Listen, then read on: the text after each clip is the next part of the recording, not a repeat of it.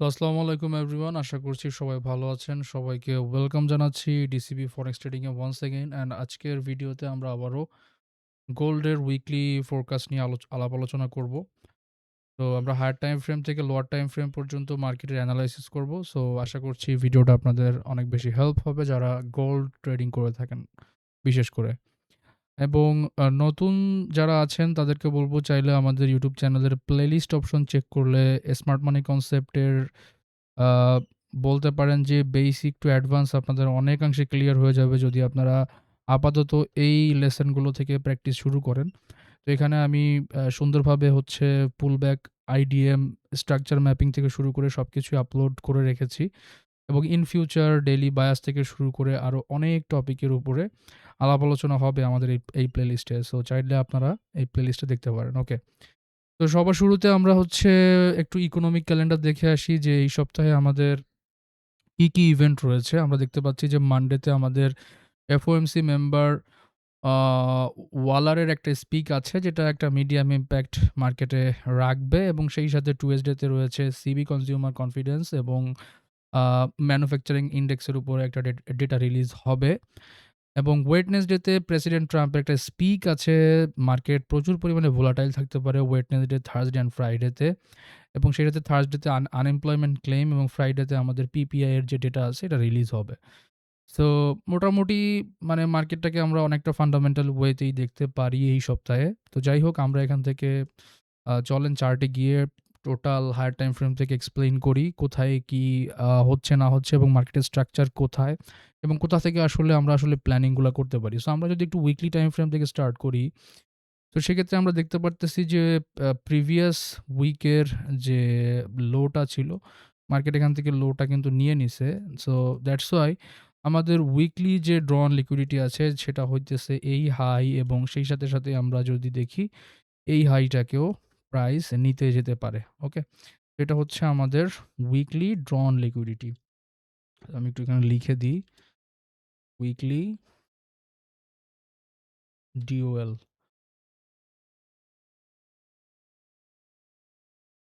Weekly DOL. Okay? তো weekly নিয়ে আপাতত আর উইকলি এখান থেকে রিজেকশন নিছে কোথা থেকে দেখেন একটা আ অর্ডার ব্লক থেকে কিন্তু উইকলি এখান থেকে উপরের দিকে মুভ স্টার্ট করছে। গুড অর্ডার ব্লক এবং এখানে একটা ভলিউম ইমব্যালেন্স ও ছিল। তো মোটামুটি মার্কেট এই সপ্তাহে পুরোপুরি বুলিশ থাকার সম্ভাবনা রয়েছে। ঠিক আছে? এটা হইতেছে আমাদের উইকলি অ্যানালাইসিস এবং ডেইলি টাইম ফ্রেমে যদি আমরা যাই, ডেইলি টাইম ফ্রেমে আমরা দেখতে পাচ্ছি সেম মার্কেট এই যে অর্ডার ব্লকটা আছে এই অর্ডার ব্লক থেকে উপরের দিকে মুভ স্টার্ট করেছে এবং সেই সাথে আমরা যদি দেখি যে মার্কেট এখান থেকে কিন্তু যে লিকুইডিটি আছে এবং ইনডিউসমেন্ট যেটা ডেইলি টাইম ফ্রেমের এখান থেকে কিন্তু ডেইলি টাইম ফ্রেমের ইনডিউসমেন্টও প্রাইস কমপ্লিট করেছে। সো ওভারঅল গোল্ড এখন পুরোপুরি আমাদের যে উইকলি যে ড্রন লিকুইডিটি আছে একদম টপে আ মানে অল টাইম হাই যেটা আরকি, এখানে যাওয়ার জন্য পুরোপুরি আসলে প্রিপেয়ার্ড এবং সেই সাথে যদি আমরা একটু ডেইলি বায়াস নিয়ে কথা বলি, বায়াসও কিন্তু আমরা কমপ্লিটলি এখান থেকে বুলিশ দেখতে পাচ্ছি। যদিও কিনা এখানে আমাদের একটা ইন্টারনাল সুইং হাই এখানে মার্কেট ক্রিয়েট করেছিল। এখানের বেশ কিছু লিকুইডিটি আছে। এখান থেকে হয়তোবা সপ্তাহের ১ম দিকে আমরা প্রাইসটা যদি এখান থেকে লিকুইডিটি নিয়ে ডাউন পুশ করে নিচের দিকে একটু পুশ করতে পারে। বাট ওভারঅল যদি আমরা বলি সেক্ষেত্রে daily time frame still completely bullish. Okay? So চলেন আমরা এবার H4 টাইম ফ্রেমে যাই। H4 টাইম ফ্রেমের স্ট্রাকচার নিয়ে এর আগেও কথা বলেছিলাম। প্রাইস এখান থেকে হইতেছে আ যে জিনিসটা করেছে, এখান থেকে কিন্তু আমরা যদি H4 টাইম ফ্রেম দেখি, H4 টাইম ফ্রেমে আ প্রিভিয়াস যদি একটু স্ট্রাকচার নিয়ে কথা বলি, প্রিভিয়াস স্ট্রাকচারে প্রাইস কি করেছে? প্রিভিয়াস স্ট্রাকচারে মার্কেট এখান থেকে ইনডিউসমেন্ট নেয়। এখানে ইনডিউসমেন্ট নেয়। ইনডিউসমেন্ট নেওয়ার পরে এই হাইটা কনফার্ম করে এখানে ব্রেকআপ স্ট্রাকচার হয়। অলরাইট? সো এখানে আমাদের ব্রেকআপ স্ট্রাকচারটা হয়। ওকে? আফটার দিস ব্রেকআপ স্ট্রাকচার এটা হচ্ছে আমাদের লো ছিল। ওকে? এবং আমরা যদি পরবর্তীতে প্রাইসটাকে দেখি, প্রাইস এখানে কি করেছে? প্রাইস এখান থেকে যদি আমরা দেখি এখানে কিন্তু ভ্যালিড পুলব্যাক প্রাইস এখানে ক্রিয়েট করে নাই। দেখেন এই ক্যান্ডেলের লো নিছে বাট হাই কিন্তু ব্রেক পরবর্তীতে গিয়ে করেছে। সো এখানে আমরা ইটস নট এ ভ্যালিড আ ইনডিউসমেন্ট, আমরা এটাকে ইনডিউসমেন্ট হিসেবে কাউন্ট করতেছি না। তো এর পরবর্তীতে আমরা যদি খেয়াল করি,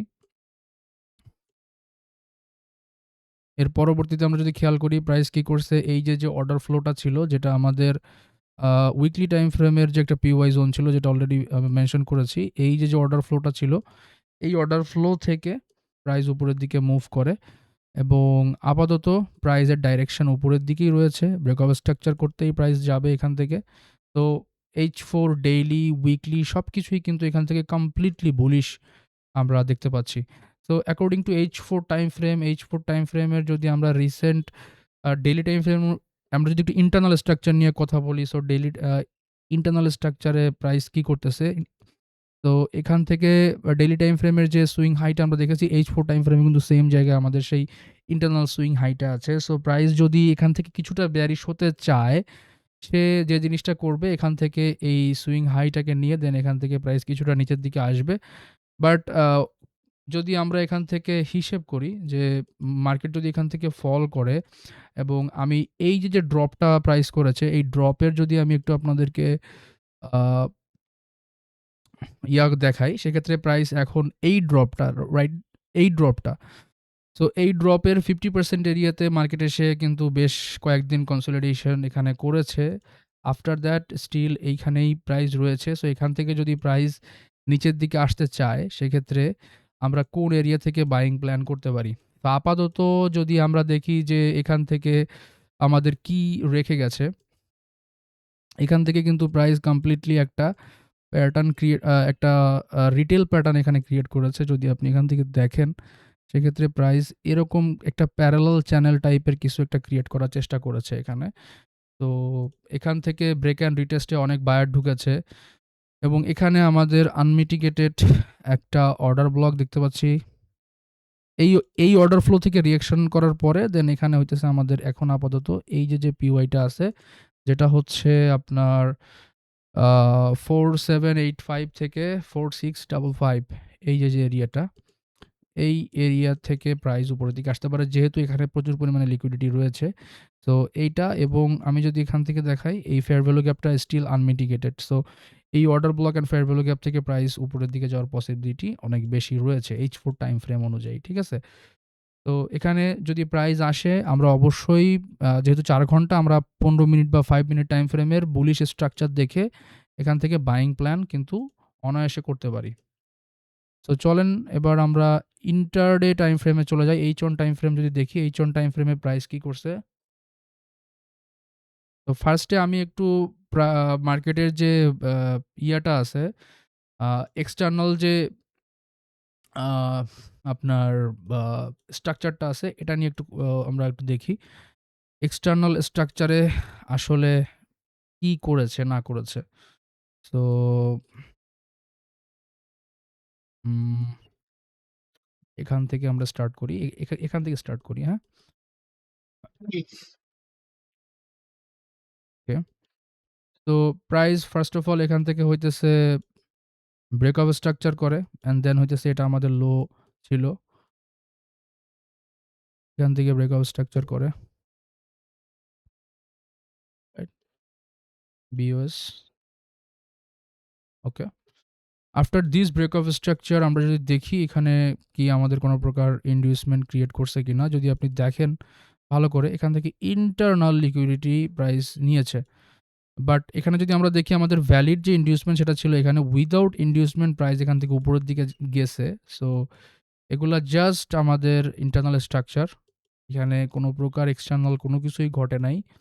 অ্যান্ড পরবর্তীতে যদি আমরা দেখি এখানের যে লিকুইডিটি আছে এটাও মার্কেট নেয় নাই। এখান থেকে প্রাইস উপরের দিকে চলে যাচ্ছে এবং এটা কিন্তু আমাদের কোনো প্রকার ব্রেকআপ স্ট্রাকচার না। ঠিক আছে? এটা কিন্তু আমাদের কোনো প্রকার ব্রেকআপ স্ট্রাকচার না। আফটার দ্যাট এখানেও প্রাইস কোনো প্রকার ইনডিউসমেন্ট না নিয়ে উপরের দিকে মুভ করেছে এবং এখান থেকে যদি আমরা দেখি এখানে প্রাইস ইন্টারনাল লিকুইডিটি নিয়েছে। তো আমি আপাতত এটাকে কাউন্ট করতেছি। এটাকে আমি আপাতত কাউন্ট করতেছি। ঠিক আছে? যেহেতু প্রচুর পরিমাণে বুলিশ মার্কেট, তো এখান থেকে আমি এটাকে আপাতত আইডিএম হিসেবেই নিয়ে নিচ্ছি। বাট যদি আপনি খেয়াল করেন এটার হাই কিন্তু প্রাইস নিতে পারে নাই। So it's not a valid inducement. আচ্ছা, আচ্ছা না এখানে অলরেডি আমাদের ভ্যালিড ইনডিউসমেন্ট প্রাইস ক্রিয়েট করেছে। সরি, এখানে ভ্যালিড ইনডিউসমেন্ট প্রাইস ক্রিয়েট করেছে। আফটার দ্যাট এখান থেকে আমরা ব্রেকআপ স্ট্রাকচার পেয়েছি। ওকে। তো কারেন্ট লো ছিল আমাদের এটা। সো দেখেন এখানে H1 টাইম ফ্রেমের আ এখান থেকে হইতেছে চেঞ্জ অফ ক্যারেক্টার প্রাইস করে ফেলছে পরবর্তীতে। তো আমি এখান থেকে চকটাকে মার্কিং করে দিই। অলরাইট।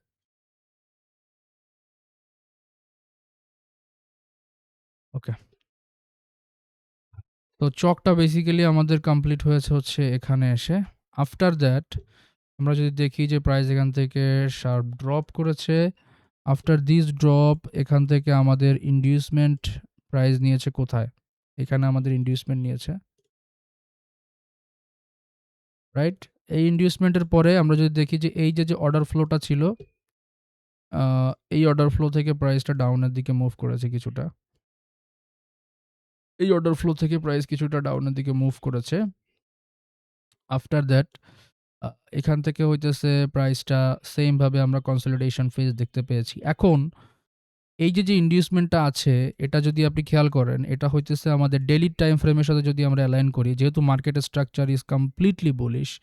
তো মার্কেট যে জিনিসটা করেছে H1 টাইম ফ্রেমের এখানে চক করার পরে আ নিচের আমাদের যে আনমিটিগেটেড যে অর্ডার ফ্লো ছিল এখানে এবং এই অর্ডার ফ্লো এর যে অর্ডার ব্লকটা যদি আমি এখানে মার্কিং করি, where is our order block? This is our order block, right?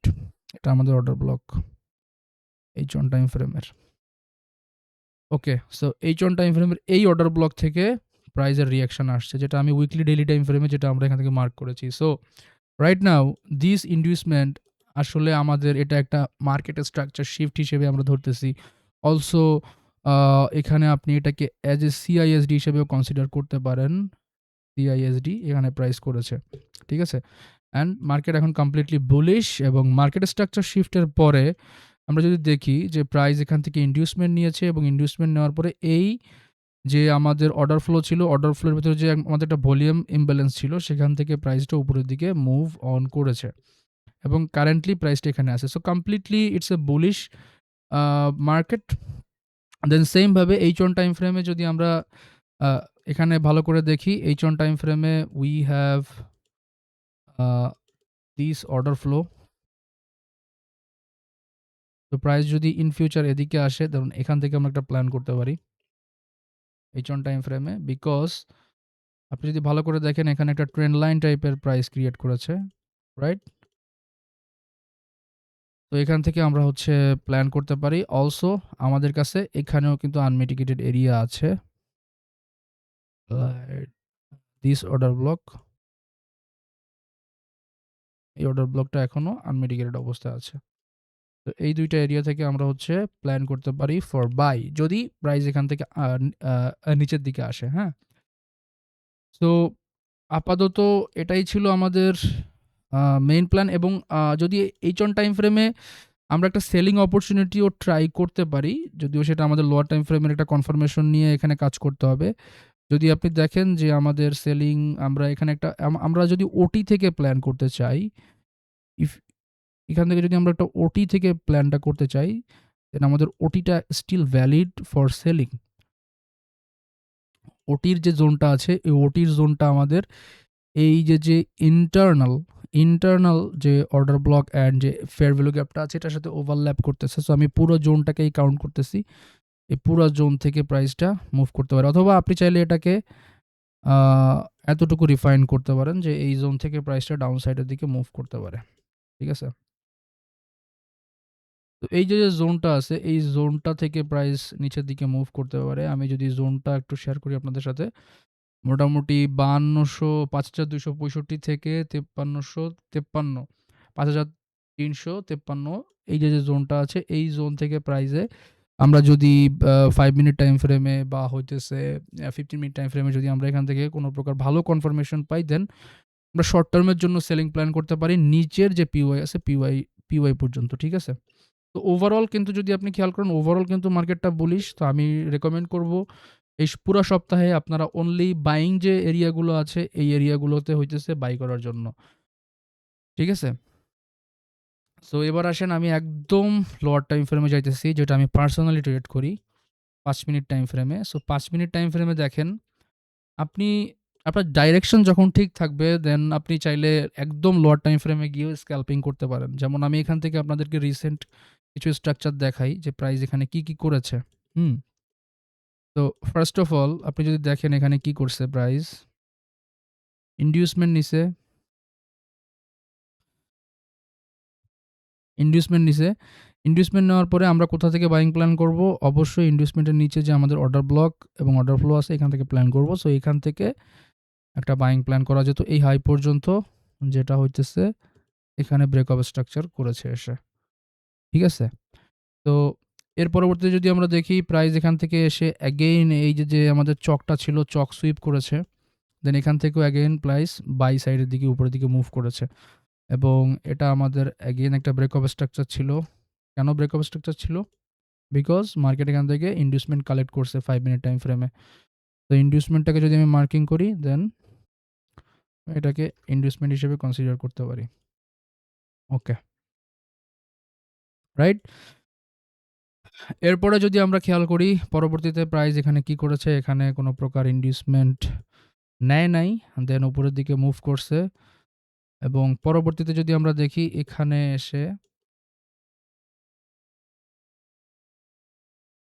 এসে প্রাইস ইনডিউসমেন্ট নিয়েছে। রাইট? ইনডিউসমেন্ট সুইপ করেছে এবং দেন এখান থেকে প্রাইস ব্রেকআপ স্ট্রাকচার করেছে। Breakup structure. ওকে।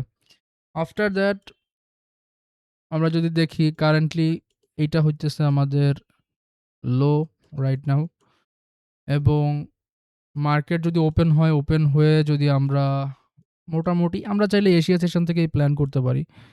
তো it's not a valid pullback because আমরা যদি দেখি এখানে এটা কি ভ্যালিড পুলব্যাক ছিল নাকি ছিল না? হ্যাঁ, it's a valid pullback, a valid pullback. মাঝে এভাবে জুম আউট করে দেখতে হবে। যেহেতু আপনি একবারে ম্যাক্রো টাইম ফ্রেমে আছি আমরা। আইডিএম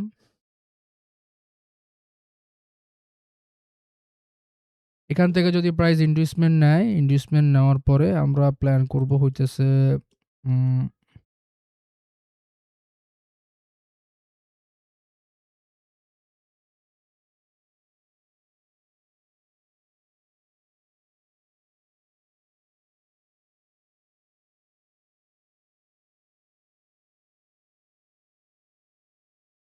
আপাতত 5 মিনিট টাইম ফ্রেমে যদি আমরা দেখি এখানে কোনো প্রকার আ ভ্যালিড কোনো জোন নাই।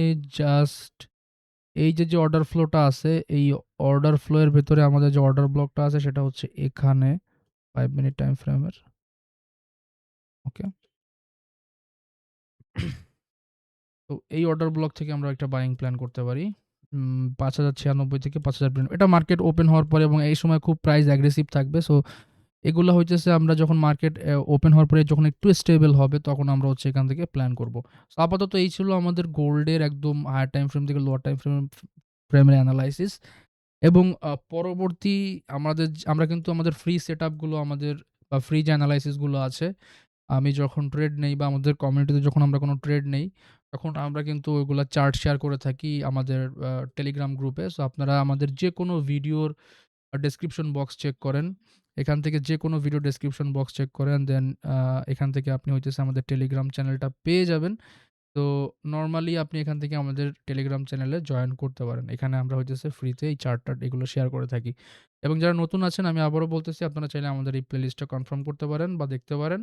ইনশাআল্লাহ অনেক কাজে আসবে আপনাদের। যারা একবারে নতুন আছেন তারা চাইলেও এখান থেকে ট্রাই করতে পারেন। তো আজকের ভিডিওটা এই পর্যন্ত। সবাই ভালো থাকবেন। ইনশাআল্লাহ দেখা হচ্ছে মার্কেটে। আ সবাইকে রমজানের অনেক শুভেচ্ছা। আ ইনশাআল্লাহ আমরা সবাই অনেক বেশি ডিসিপ্লিন হওয়ার ট্রাই করব এই রমজান মাসে। এবং এই তো সবাই ভালো থাকেন। আল্লাহ হাফেজ।